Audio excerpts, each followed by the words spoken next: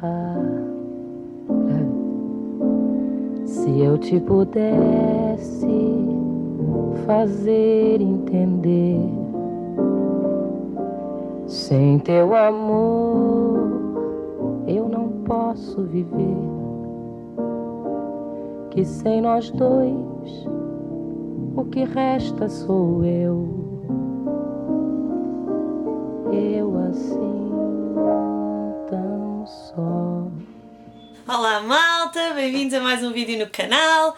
Malta dos Pops, este não é o vídeo para vocês. Se por acaso vocês, ao mesmo tempo que são dos Pops, gostam também de ler, permaneçam. Se não, eu prometo que o vídeo a seguir vai ser um unboxing.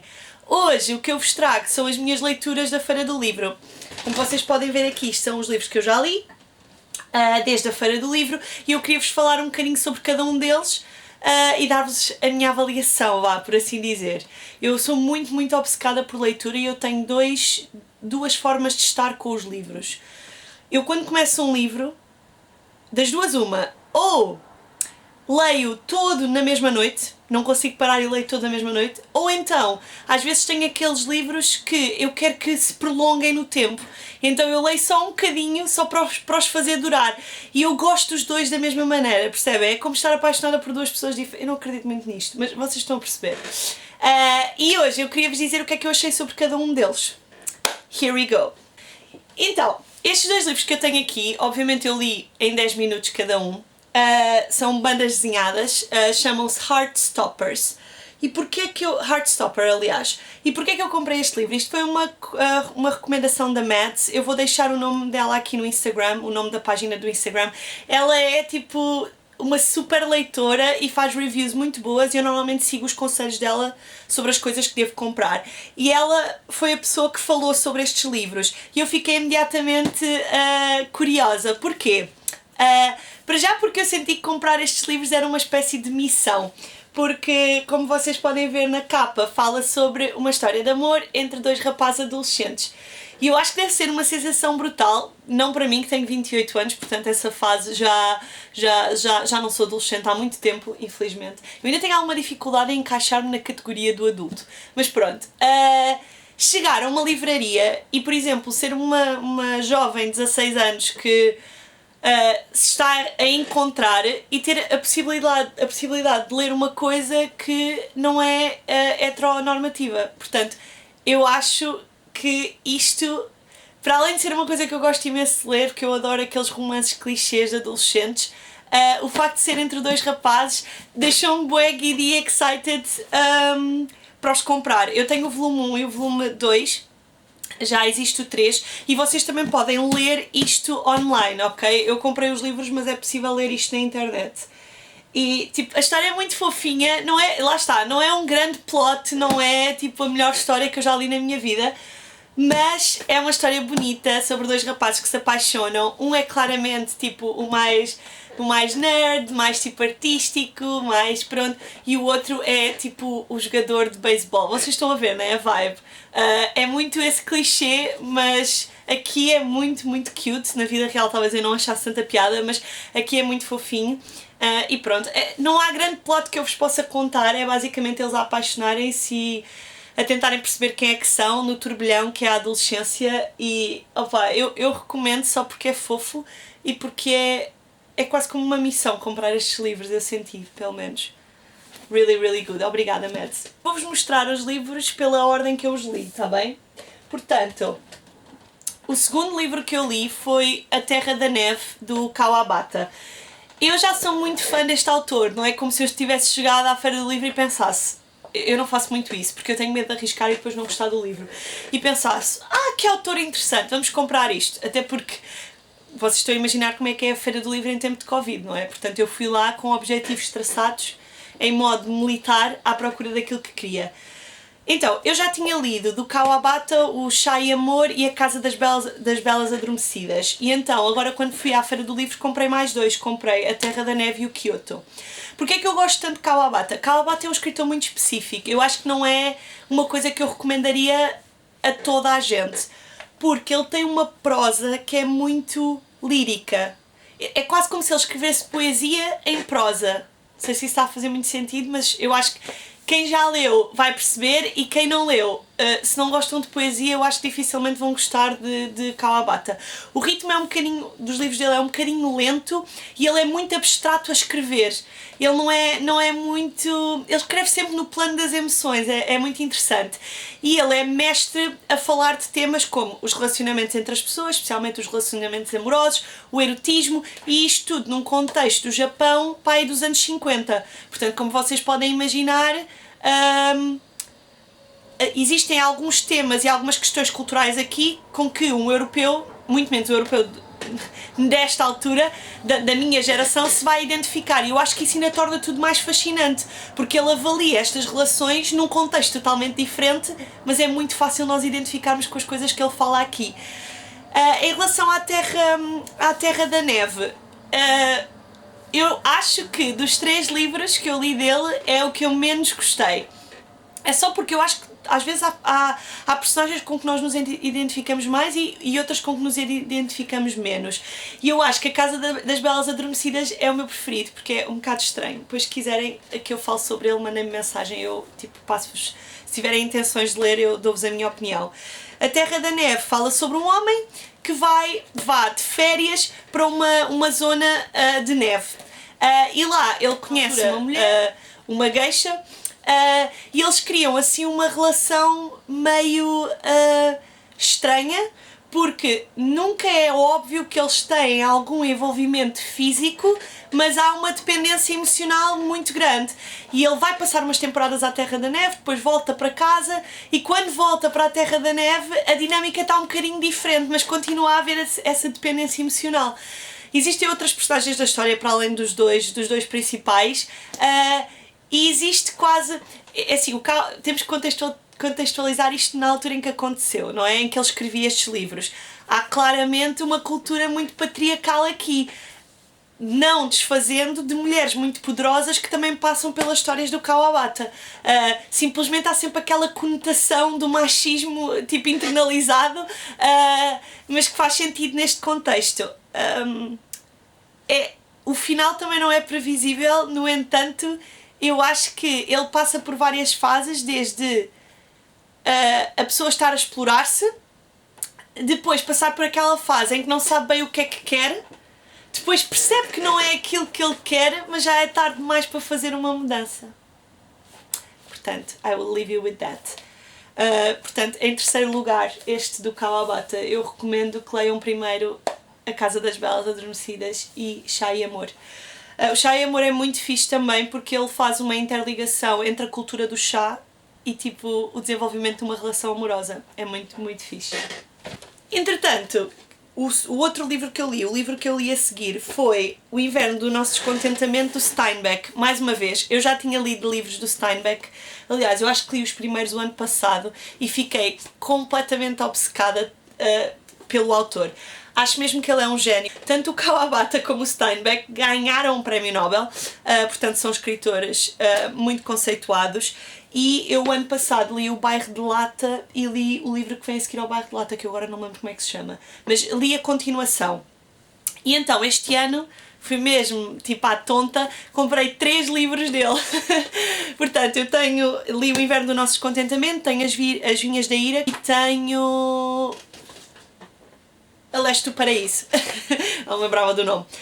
Então, O Inverno do Nosso Descontentamento fala sobre um homem que é o Ethan, que tem uma família, tem uma mulher e tem 2 filhos, uma rapariga e um rapaz, e ele trabalha como caixeiro numa loja que pertence a um marroquino. Eu ia dizer outra coisa, esqueçam. Que pertence a um marroquino. E como em todos os livros do Steinbeck, eu já percebi que é uma linha que ele segue, o que ele faz, e muito bem, é uma crítica social, sempre. Os livros dele são sempre críticas sociais.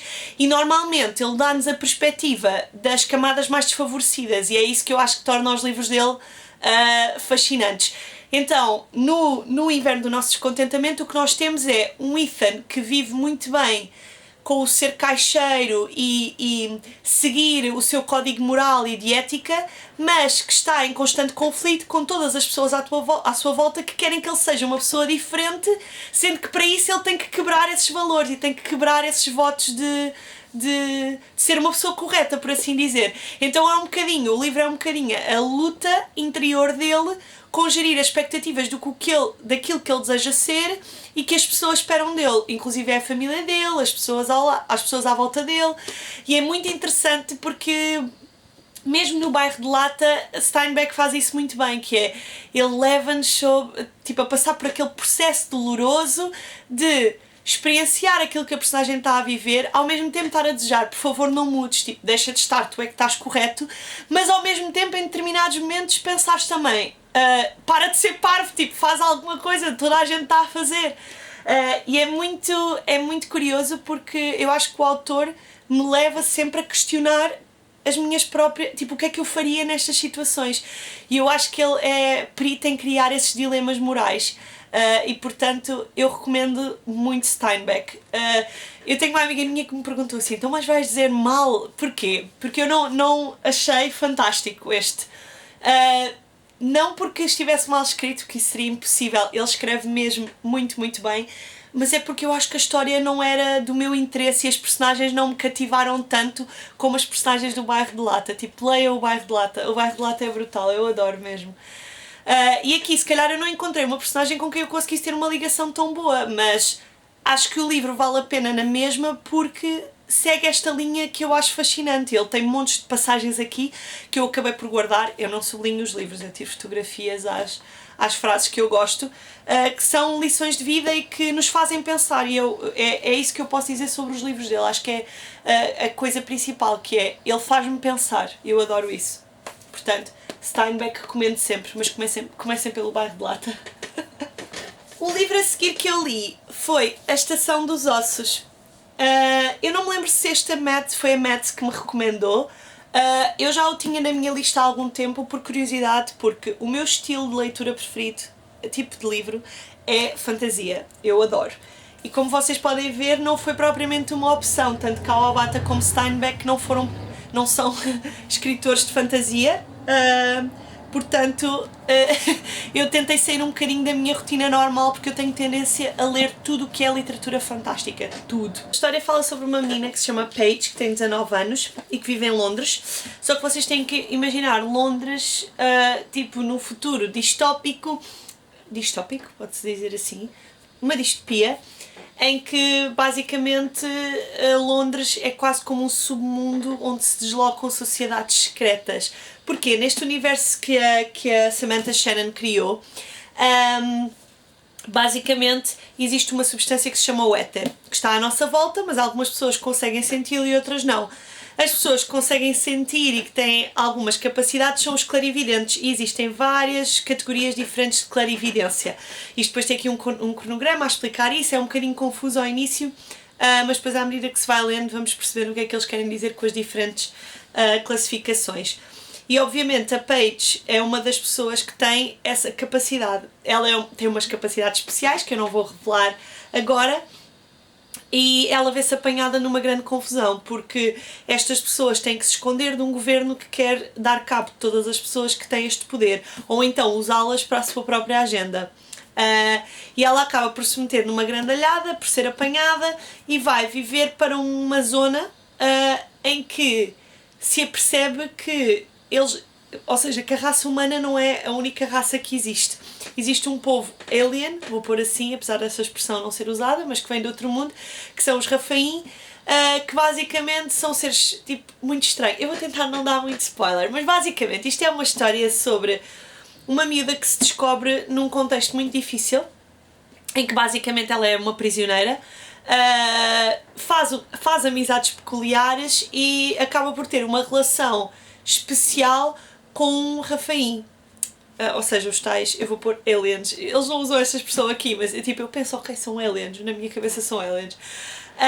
E eu acho que a história está muito bem feita, tem todos os ingredientes para uma história de fantasia dar bom resultado, que é um universo, uma distopia, conspiração, mortes, romance, mas só uma pitada, tipo, o suficiente para ser interessante sem ser aquilo que domina a narrativa do livro, que eu acho muito fixe.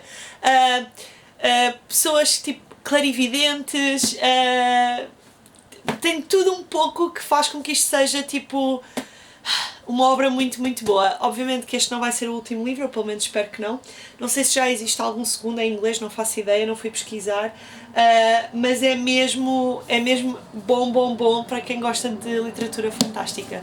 Portanto, eu recomendo. Este foi daqueles que eu li numa noite, não consegui parar. Comecei a ler e tive que ler tudo. Este foi dos primeiros livros que eu comprei na Feira do Livro e era um livro que eu queria mesmo muito comprar.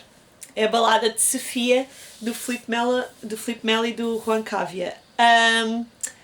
Eu sou muito fã do Filipe Melo, assim aquele nível obsessivo, crush, admiração, fã, porque acho que ele é mesmo uma pessoa muito talentosa e acho que ele é literalmente a definição da palavra de artista, porque ele é tão bom a fazer tantas coisas, seja como realizador, como escritor, como pianista, como músico. Eu acho mesmo que ele é uma pessoa incrível. E eu já tinha lido o Vampiros, que é um livro que ele também tem e que eu recomendo muito, porque não é nada aquilo que vocês estão a pensar quando eu digo a palavra vampiros. E fala um bocadinho sobre a colonização e eu acho que é um livro que toda a gente devia ler. Portanto, eu já era fã da pessoa que ele é, já tinha lido o Vampiros. Eu não li aquele do Dog Mendonça e do Pizza Boy porque acho que não é muito o meu estilo, mas ainda lhe vou dar uma oportunidade. E então, eu sabia que a Balada de Sofia ia sair, que era uma banda desenhada, como eu já disse, adoro, e então eu estava super curiosa. Então eu comprei um livro e mal cheguei a casa li-o. E eu acho que é mesmo um livro especial, eu não sei explicar, é quase como se vocês sentissem a música através das páginas.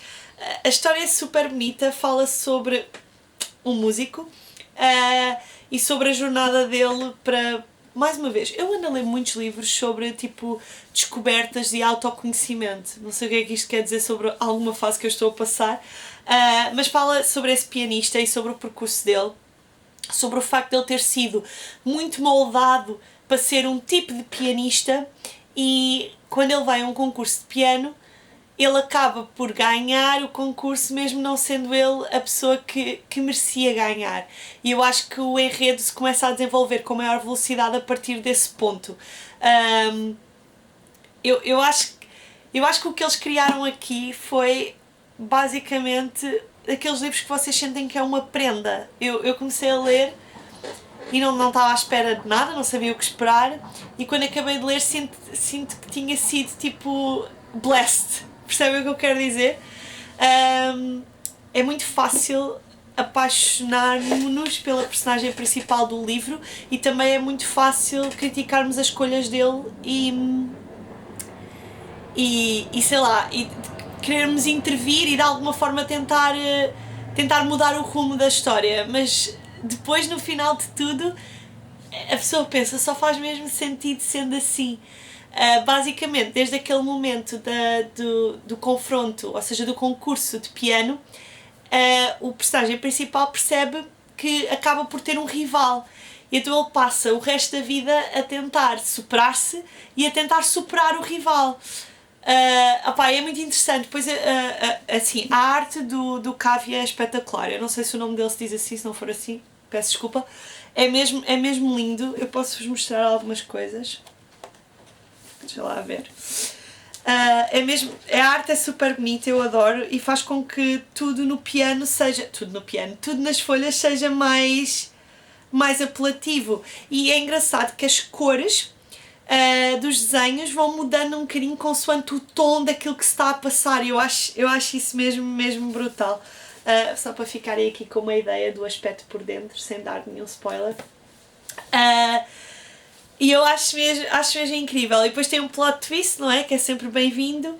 E fiquei apaixonada. A minha personagem preferida, que vocês vão conhecer mais para a frente no livro, é o Piolhos.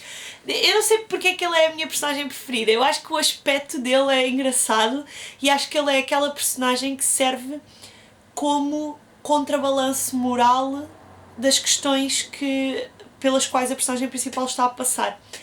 E portanto eu gosto muito dele, acho muito engraçado e acho que é uma personagem doce. Não sei, eu não quero falar muito, eu só quero recomendar e dizer do género, leiam. Eu acho que o que estas duas pessoas brilhantes fizeram, o Filipe Melo e o Juan Cavia, foi mais uma vez trazer a banda desenhada para um papel central, que é super... está aqui uma página um bocadinho dobrada. Não! Desculpem. Que é trazer a banda desenhada para um palco central, que eu acho que merece lá estar. Eu acho que a banda desenhada muitas vezes é vista como aquela coisa que os geeks leem. Isso não deixa de ser verdade. Eu leio muita banda desenhada que se calhar não tem conteúdo que pessoas que leem Steinbeck acham que poderia ter, que tem, e às vezes não tem esse conteúdo. Mas também leio muita coisa boa de banda desenhada, e tanto a Balada para Sophie como o Vampiros é o tipo de banda desenhada que merecia ser premiada, eu acho mesmo. O livro é incrível, eu sou muito apaixonada por ele, mesmo. Portanto, recomendo. Para além disso, eu tenho uma assinatura, eu fui para a sessão de autógrafos do Filipe Melo, mega envergonhada, porque eu, apesar de não parecer, sou uma pessoa muito envergonhada, e fiquei com o autógrafo dele, em que ele escreveu para a Patrícia, possivelmente a primeira leitora deste livro. Porquê? Porque eu, quando comprei o livro, mandei-lhe uma fotografia, e pelos vistos os livros começaram a ser vendidos na Feira do Livro naquele dia. E então ele disse que provavelmente eu era a primeira pessoa a ler o livro. How cool is that? Eu morri. Se eu já o achava incrível, eu, tanto frente a frente com ele, fiquei mesmo do género: quem é esta pessoa? Quem é esta pessoa? Por hoje é tudo, eu espero que tenham gostado. Se quiserem fazer alguma pergunta mais específica sobre algum livro, façam. Vou deixar aqui de lado o meu Instagram para vocês poderem seguir e podemos falar com mais facilidade do que pelos comentários do YouTube. Mas sim, por favor, deem like no vídeo, subscrevam o canal e comentem muito, tá bem? Eu só vos peço isto, tá bem? Se não quiser, se pensarem assim, o vídeo está a ser uma seca, deem o like da pena, tá bem? Não me importo, deem o like, estou a brincar. Muito obrigada mais uma vez por terem assistido ao vídeo. Beijinhos, até à próxima.